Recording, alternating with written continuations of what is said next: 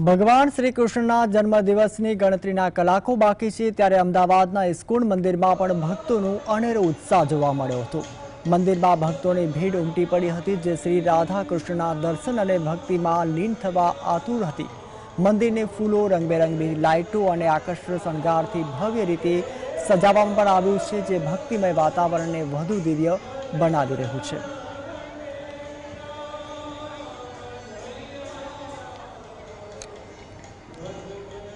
तो भगवान श्री कृष्णना जन्मदिवसने गणतरीने कलाको बाकी है त्यारे अमदावादना इस्कोन मंदिर में पण भक्तों घोड़ापूर उमटी पड़्यो छे। आपने जणावी दईए कि देशभर में जेम के डाकोर, द्वारकाधीश, डाकोर, शामळाजी तमामे तमाम मंदिरों पर हजारों की संख्या में भक्तजनों भगवान श्री कृष्णना दर्शन करवा माटे पहुंची रह्या छे। त्यारे हवे अमदावादना इस्कोन मंदिर है कि त्यां भगवान श्री कृष्णना जन्मदिवसने गणतरीना कलाको बाकी है त्यारे पण त्यां पण लोकोनो घोड़ापूर उमटी पड़्यो छे।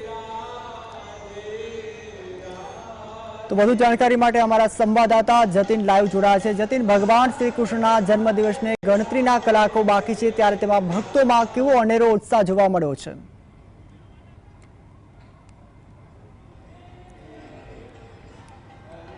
આવાજ થોડો વધારો।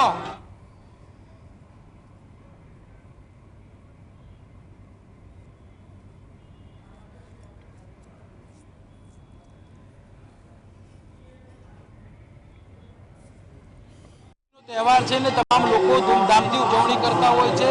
ते प्रकारे समग्र राज्यभर में उजवणी करवामां आवी रही है। हाल अपने अमदावादना इस्कोन मंदिर खाते उभा छीए त्याना तमने सीधा ज दृश्य बतावीशुं कि इस्कोन मंदिर खातेना दृश्य जोई रह्या छो। भगवाननो रुद्राभिषेक जे छे ते करवा माटेनी तमाम प्रकारनी तैयारीओ जे छे ते करी देवामां आवी छे। तमाम भक्तोनुं घोड़ापूर जे छे ते इस्कोन मंदिर खाते आवी पहोंच्युं छे ने मोटी संख्यामां लोको जे छे ते भगवानना दर्शन करवा माटे थईने आवी रह्या छे।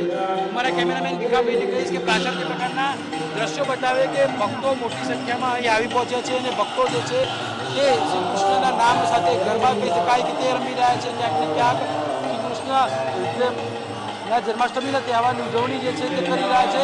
મોટી સંખ્યામાં ભાવિ ભક્તો જે છે તે મંદિર ખાતે આવી રહ્યા છે। કેટલાક भावी भक्तों जो है यहाँ आया है तेमनी बात करीशुं। क्या कहेंगे, आज जन्माष्टमी है, प्रभु का जन्म होने वाला है, किस तरह के उत्साह है? कैसा उत्साह है आपको? बहुत अच्छा लग रहा है और चाहते हैं कि इस साल, आने वाला साल, हर साल सबके लाइफ में हैप्पीनेस हो और कृष्ण जी हर साल हमारे सर पर अपना हाथ बनाए हुए रखें। अन्य भाई से तेमनी बात करीशुं। भाई शू कहशो, आज जन्माष्टमी है, कितना उत्साह? क्या कहेंगे आप, जन्माष्टमी है, कितना उत्साह है आपने? बहुत अच्छा है। ओके, बिल्कुल भक्तों में खूब ज उत्साह जे छे ते जोवा मळी रह्यो छे। नाना होय के मोटा होय तमाम लोको जे छे ते भगवानना दर्शन करवा माटे थईने आव्या छे।